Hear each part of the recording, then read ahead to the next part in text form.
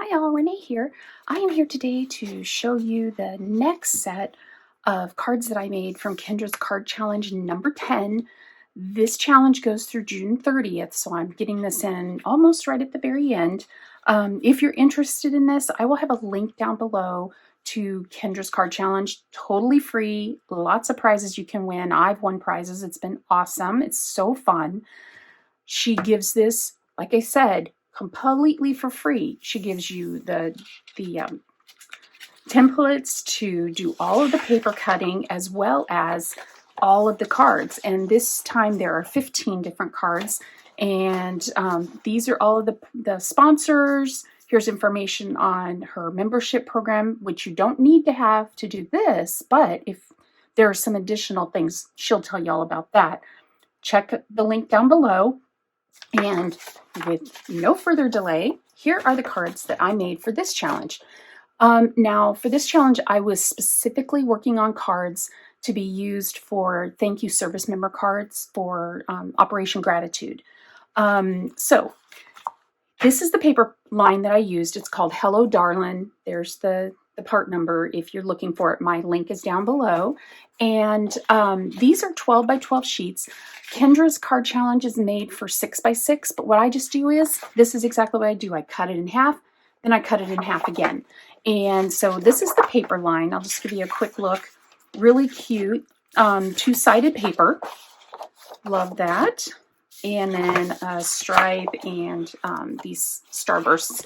You can also purchase it with the sticker sheet. I didn't use any of the stickers this time, so I still have all these stickers. These look like they'd be good for scrapbook layout, so I'll probably put together some sort of a scrapbook layout for those. But there's this. So just to let you know, from a pack of the papers, you can actually do the challenge 4 times because you can cut each 12 by 12 into 4 pieces. So you can get a lot of cards out of one paper pack.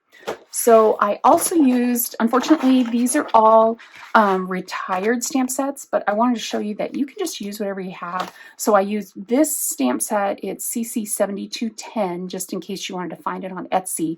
This was actually a special that ran during COVID, and it was mainly for doing cards thanking people who were working, like your first responders, your grocery store people, things like that. But it had this great stamp up here in the corner that says thank you for your service. So you'll see where I use that. The other one I used is also, it was a special called Loyal and True. And I used a couple of stamps from this one. So there are those. And I think, did I use that one? I can't remember if I may have used this one as well. We'll see when I get to the cards. And then this is an older stamp set, B1479, Salute Our Heroes. So the only ink color that I used was Sapphire. This is turning into one of my favorite ink colors. So I'm definitely going to get a re-inker for this so that I can keep this one going. So let's get into the cards. So let's see. Yeah, I think I'll show you what the sketch was. I'll have the sketches out so you can see the sketches. Okay, we'll start with number 1. So this was sketch number 1. I only changed it a little tiny bit, and that's the beauty of these sketches. She gives you a basic idea, and then you can just run with it. So this is the first card. Thank you for your service. I love the way this came out. This is Sapphire, and I believe this is Candy Apple. It's either Candy Apple or Scarlet. I think it's Candy Apple. Scarlet is that deeper red. So there's that one. That's number 1. And then here is number 2. I did this one almost exactly the same. This paper here in the background, I don't know if you can tell, it has like a UV coating on it. And that was from an old special we had years and years ago. And I just had some scraps that I just didn't know what to do with, so I just threw them in my scrapbooking for my red colors, and it worked out perfectly. So love the way that one came out. That's number 2. Number 3, I did it very similar. I just changed it a little bit. I didn't do these skinny little pieces here, but otherwise I did it exactly the same. And this is just an old thanks die I have. And something that I do recently with my dies like this that are real skinny is I will glue 2 pieces of paper together. Then I will run that 2 pieces of paper through my die cutter with my die. And with my close to my heart dies, I've never had trouble going through both pieces of paper. And it ends up, you can't really see it, I don't think, on the video, but it really gives it some really good dimension without having to do, you know, glue little teeny tiny pieces of paper together again once you've cut them out. So here's number 4. Number 4, I did exactly. I used all the same papers that I used before. I did ink around the edges of the white. I felt like it needed a little something extra, so I just inked around the edges. So that's number 4. Number 5, almost exactly the same. I just didn't, I just put it in the middle rather than off to the side. But other than that, pretty much the same. I know it doesn't look like it because it's a striped paper, but this blue right here is actually another piece of paper. And then I used some more of that UV coated. And then this die right here, this is an old die. I think I got it at Tuesday morning years ago, and I have found myself using that die so much. So just like I said, use what you've got. Okay, number 6, I did number 6 almost exactly. Actually, I did number 6 exactly the same. Instead of using this kind of an embellishment, I just used a little dot that I had, a little acrylic dot that I had in my stash. Now, I don't know if you'll be able to see it very well. This is actually an eagle that I used from, I forgot I had used that I used from this stamp set just to give something in the background. I think if I had it to do over again, I maybe would have put the eagle up a little higher so you could see the beak and everything, because I don't know if it's going to come across as an eagle, but we'll see. So that is number 6. I'm going to run out of room on my table here. Number 7. This particular card is like the last time. I love this design. And I'm thinking about doing some of my Christmas cards in this design, where you just do a slice and then fold it back. And so this is the other side of this plaid paper. I love the way this came out. This is where I did use this, and I just kind of, you know, stamped it on an angle. It went off the circle, which is fine. And these are just the basic circles, basic circle dies, nothing special. And then I found that this red paper and this, they kind of got lost. So I did just a little bit of inking on the edges. I think if I would have done it again, I think I would have switched and done this background in the blue and maybe this circle in that red, but it still turned out great. And actually, I've already used a bunch of these. I made a whole bunch more of just this design, and I've already used some of those, sending them off to Operation Gratitude, because they had a big push for some thank you cards to write to the soldiers. So, okay. Then this one, I did this one almost exactly the same. So here is that one. I think this one turned out really cute as well. I think maybe it would have been nice to use an embossing folder on this blue, maybe in the stars, and I'll show you that one on my next card. I did use an embossing folder. It's just an old Doris embossing folder. So we'll lay that one there. So that's number 8. So then for number 9, I changed it up a little bit. I didn't do a circle. I just did the thanks, and I did it the same way where I glued 2 pieces together.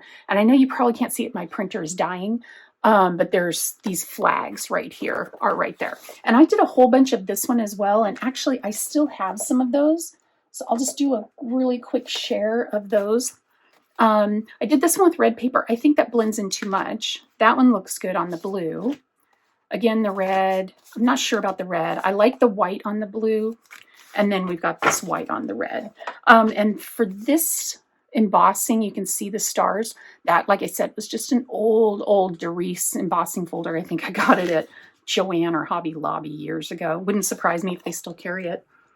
Okay, and then these 3 are very similar. So I'll show you those 3 all together. And I did them pretty much the same. I just kept all of my little embellishment sentiment all in the same place. So here's those 3. So there's one. Love the way that looks. This one.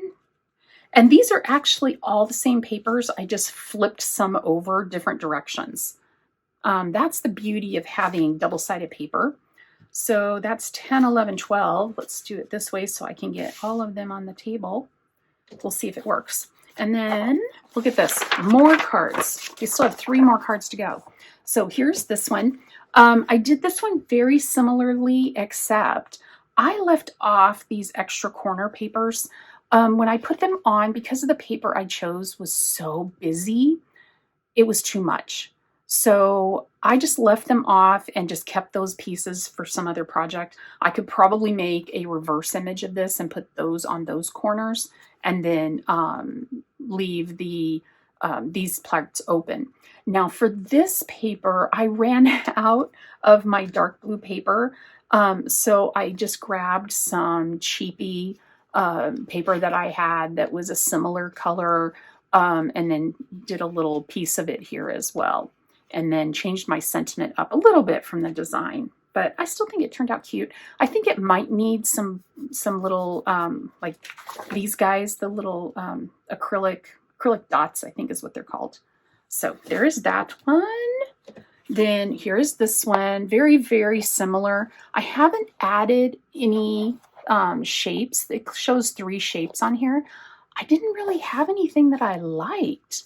The other thing I think would look really cute, but I was truthfully too lazy to pull out my embossing stuff. I think this would look great if this was done in embossing, black embossing. So I think if I do this particular one again, because it's really good for using up scraps, these are just little teeny pieces. They are, just to give you an idea, they're 4 inches by 3/4. So any 3/4 inch strips you have, this is a great way to use those. So that is card 14 and card 15. Almost the same. It did call for these 2 papers on the corners to be in on the white, not all the way to the edge, and to be 2 different papers. I had it that way originally, and I just didn't like the way it looked. So I changed it. And then I also turned it because my stamp was taller than it was wide. So it was an easy fix for that. But otherwise, I followed the sketch for this one. Love the way this one came out as well. So that is all 15 of my cards for Kendra's Card Challenge number 10. Let me know which one is your favorite. I kind of feel like this one might be my favorite. I really like this one. I don't know why. It's so simple. And then, of course, I love this design. If this would have been blue and that red, probably this one would have been my favorite. So, but let me know down below in the comments which one's your favorite. And I encourage you to go check out Kendra's Card Challenge. They're really fun. There'll be a new one on July 1st, which I cannot wait because I've got some really cool paper that I'm hoping I can use for that challenge, which I will be showing you shortly in another video. I'll have a video for you. We have a new catalog coming out for Close to My Heart, and it is so fun. I love this catalog. So I'm going to give you a sneak peek. It doesn't go live until July 1st, but I'm going to try to give you a little sneak peek first, since you're my peeps. So with that, I'm going to let you go. I hope you're all having a great day, and I will see you in the next one. Bye.